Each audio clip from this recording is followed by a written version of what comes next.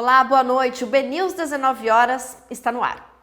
A portaria que redefine os limites do Porto de Santos foi publicada na edição desta terça-feira do Diário Oficial da União, oficializando a ampliação da área do complexo portuário. Até então, a área do porto correspondia a 7,8 milhões de metros quadrados. Com a atualização, essa área pode triplicar e chegar a até 20 milhões de metros quadrados. O ato foi assinado ontem em Brasília pelo ministro de Portos e Aeroportos, Silvio Costa Filho.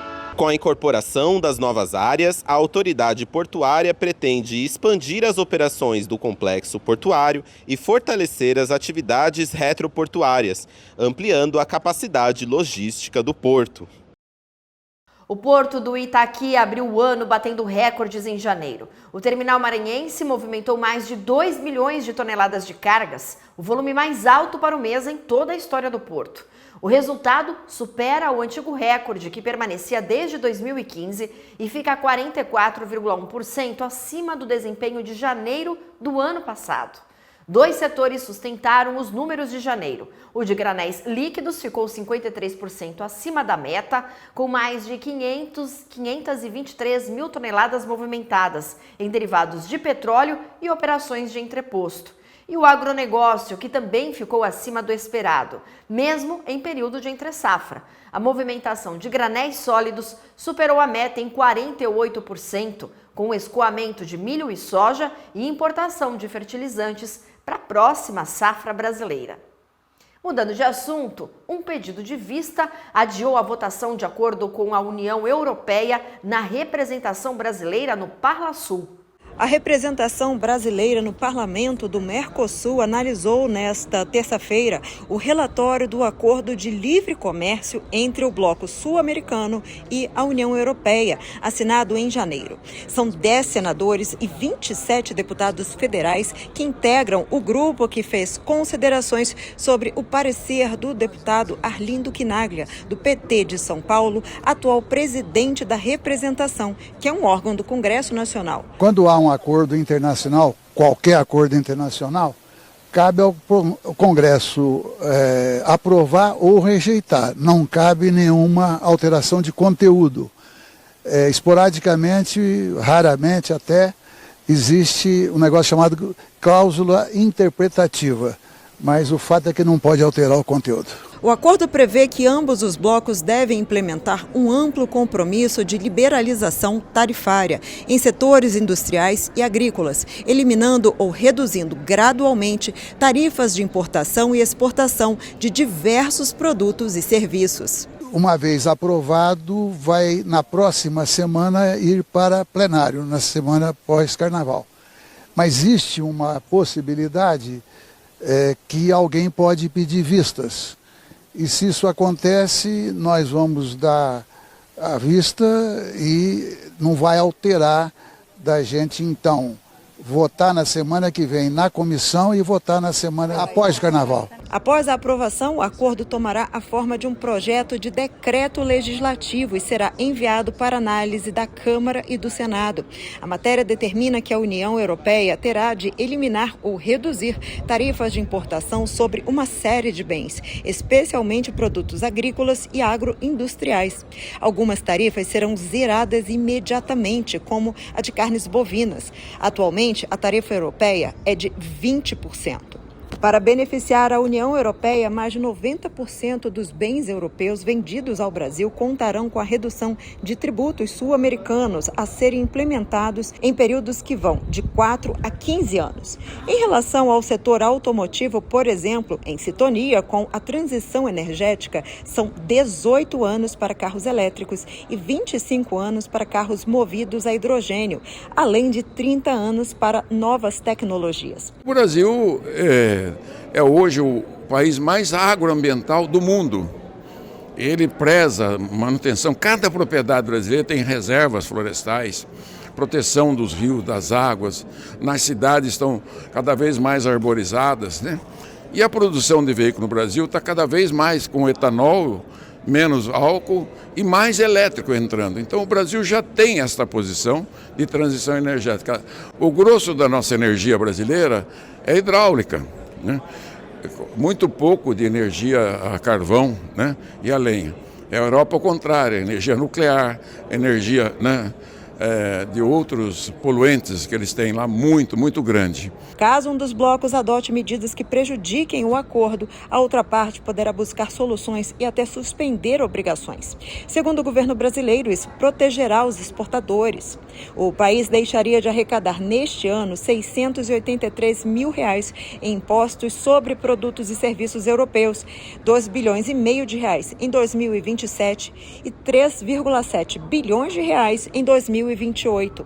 As economias dos países do Mercosul e da União Europeia somam mais de 200 trilhões de dólares em produto interno bruto. A expectativa é que os deputados federais votem o texto diretamente no plenário da Câmara até o fim de fevereiro e que os senadores avaliem o documento na Comissão de Relações Exteriores e em plenário até a segunda semana de março. O grande foco que o Brasil tem que ter é o seu mercado interno, proteger o consumidor, o mercado interno, contra essa invasão de produtos, que é muito grave, a invasão de produtos com baixa qualidade, com valores menores. E claro que eles todos querem o quê? Nossa matéria-prima, né, agrícola, né, commodities e minerais. É isso que acontece com o Brasil, infelizmente. Vou votar contra o acordo. O BNDES aprovou um financiamento de 9,2 bilhões de reais para duplicar e modernizar rodovias no oeste e sudoeste do Paraná. Os recursos vão para a concessionária responsável pelo lote 6 das rodovias integradas do estado. O projeto prevê obras em mais de 660 quilômetros de estradas, com duplicações, contornos urbanos, viadutos, passarelas e faixas adicionais. A expectativa é melhorar o acesso às cidades como Foz do Iguaçu, Cascavel e Guarapuava, além de reforçar o escoamento da produção agrícola até o Porto de Paranaguá. O investimento total deve chegar a 12,7 bilhões de reais e gerar cerca de 25 mil empregos. Vamos ver agora outras notícias que foram destaque nesta terça-feira. Os trens do metrô e da CPTM vão operar 24 horas durante o Carnaval em São Paulo. A operação especial começa na madrugada de sexta-feira, dia 13, e segue até a madrugada de segunda-feira, dia 16. Na CPTM, apenas a estação Palmeiras-Barra Funda ficará aberta 24 horas para embarque e desembarque. As demais funcionarão somente para desembarque e transferências. No metrô, as estações Portuguesa Tietê da linha 1 azul e Palmeiras-Barra Funda da linha 3 vermelha terão embarque e desembarque na primeira madrugada. De sábado para domingo, todas as estações ficarão abertas ao público. As exportações do setor agropecuário cresceram 2,1% em janeiro de 2026 na comparação com o mesmo mês do ano passado. No período, o Brasil exportou 25,2 bilhões de dólares e importou mais de 20 bilhões de dólares, segundo dados do Ministério do Desenvolvimento, Indústria, Comércio e Serviços. O resultado gerou superávit de 4,3 bilhões de dólares na balança comercial. Mesmo com o avanço do agro, as exportações totais do país caíram 1%, enquanto as importações recuaram 9,8% na comparação anual. A MSC Cruzeiros confirmou que o navio MSC Lírica não vai operar no Brasil na temporada de 2026-2027. A companhia também cancelou a travessia transatlântica conhecida como Grand Voyage. Segundo a empresa, a decisão faz parte de um reposicionamento global da frota e de ajustes operacionais. Passageiros afetados serão contatados para remarcação ou reembolso pelos canais oficiais ou pelas agências de viagem. Um homem foi preso após invadir o aeroporto de Caxambu, no sul de Minas, e tentar furtar um helicóptero na madrugada de domingo. Segundo a polícia militar, ele cortou a cerca, acessou a área restrita e permaneceu cerca de 1 hora dentro da aeronave. Ao acionar os sistemas para decolar, o helicóptero caiu ainda no pátio, sofrendo danos e vazamento de combustível. O suspeito fugiu, mas foi localizado e preso em flagrante em São Lourenço. O caso é investigado pela Polícia Civil e o CENIPA foi acionado.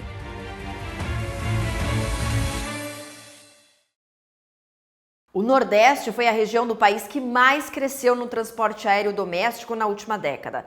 Levantamento do Ministério de Portos e Aeroportos, com dados da ANAC, mostra que mais de 39 milhões de passageiros passaram pelos aeroportos nordestinos em 2025, uma alta de 11,2% em relação a 2015, o que representa 4 milhões de viajantes a mais no período. O destaque foi o aeroporto do Recife, que avançou 42% e assumiu a liderança regional, com 9,2 milhões de passageiros, superando Salvador. Em 10 anos, o número de cidades atendidas por voos comerciais no Nordeste também cresceu, passando de 26 para 41, impulsionado principalmente pelo turismo. Mudando de assunto, a diretora da Agência Nacional de Transportes Aquaviários, Flávia Takahashi, se despede neste mês do cargo, depois de quase 5 anos na função.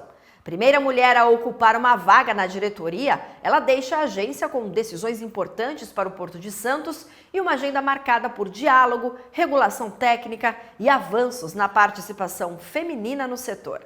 Hoje, terça-feira, dia 10 de fevereiro de 2026, a Agência Nacional de Transportes Aquaviários realizou uma cerimônia de encerramento de um ciclo. Após quase 5 anos na diretoria, Flávia Takahashi se despede da ANTAQ, onde entrou para a história como a primeira mulher a ocupar o cargo na direção da agência reguladora. Uma trajetória marcada por decisões técnicas, diálogo com o setor e pelo protagonismo do Porto de Santos nas grandes discussões regulatórias do país. Ao longo dos últimos 16 anos nesta agência, fiz questão de mergulhar profundamente nesse universo, aprendendo, defendendo e valorizando cada conquista e cada potencial de crescimento. A força do aquaviário está diretamente ligada ao papel institucional e à especialidade da agência.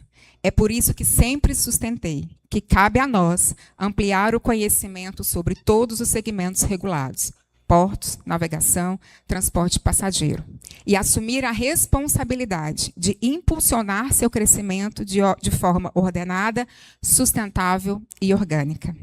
O setor portuário e aquaviário não é apenas uma engrenagem logística, é um vetor de competitividade, integração e soberania, capaz de conectar o Brasil ao mundo e de gerar desenvolvimento econômico e social em escala nacional. Durante a gestão de Flávia Takahashi, Santos esteve no centro das decisões mais sensíveis do setor. Em 2026, processos que vinham sendo debatidos há anos começam a sair do papel, com impacto direto no crescimento do maior porto da América Latina. Em entrevista à TV BNews, Flávia fala sobre o canal de acesso ao porto, processo de sua relatoria. O Porto de Santos ele é um porto que acaba puxando todas as discussões regulatórias relevantes, né? Tanto de política pública pelo Ministério, mas regulatórias também pela ANTAQ. Nesse ano vai ser, de fato, né, o seguir em frente da concessão do canal de acesso, né, um processo de minha relatoria que deve ser pautado na próxima reunião. Eu acho que ele vai dar para o Porto a dinâmica e a perspectiva de crescimento, de aprofundamento do Porto. Além do canal de acesso, a ampliação da capacidade portuária avançou sob intensa mediação regulatória. Projetos como o novo terminal de contêineres reforçam o papel de Santos como referência para todo o sistema aquaviário nacional. Decidir sobre infraestrutura em Santos significou mediar interesses concorrenciais, impactos urbanos e objetivos de política pública, um dos maiores desafios da regulação.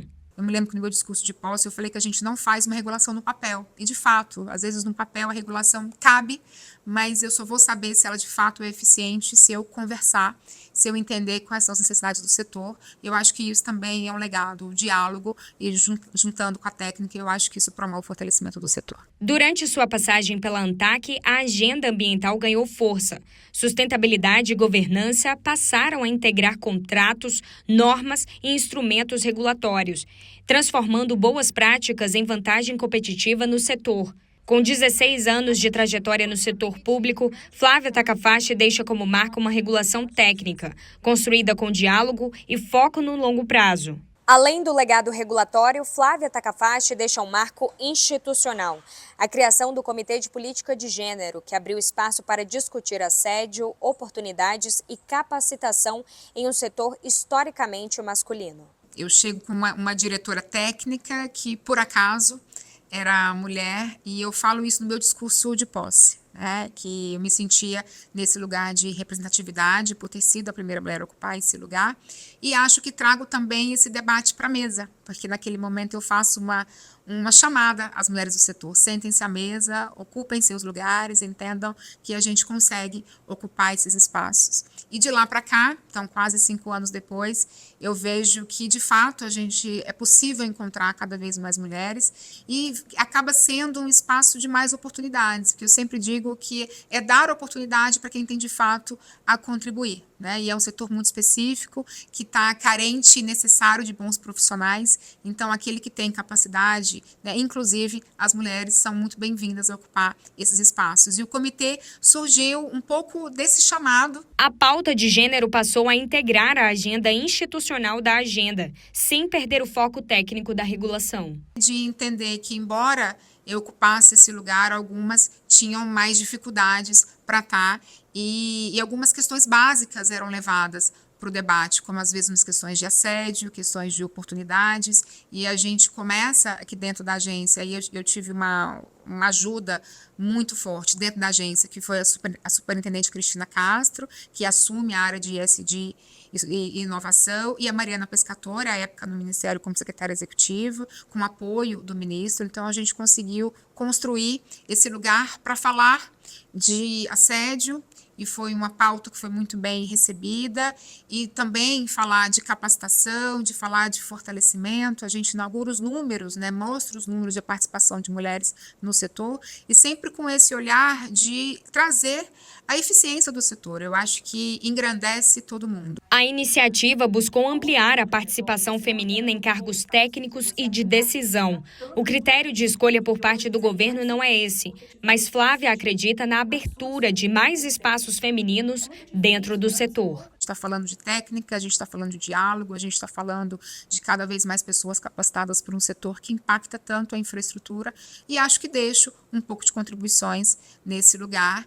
Seria ótimo se essa vaga, a gente sabe que a indicação não tem um critério de gênero e nem deveria ter necessariamente, né? Mas se tivesse, né, para escolher, que essa vaga fosse ocupada por uma mulher competente, que estivesse disposta ao diálogo, que estivesse disposta a fortalecer a técnica do setor, porque eu acho que esse tem que ser um olhar independentemente do gênero, mas que de fato pudesse continuar contribuindo com esse olhar de que é um espaço que a gente tem muito para contribuir para fortalecer o setor aquaviário nacional. A saída de Flávia Takafashi marca o fim de um ciclo na ANTAC, um legado que une técnica, diálogo e transformação institucional.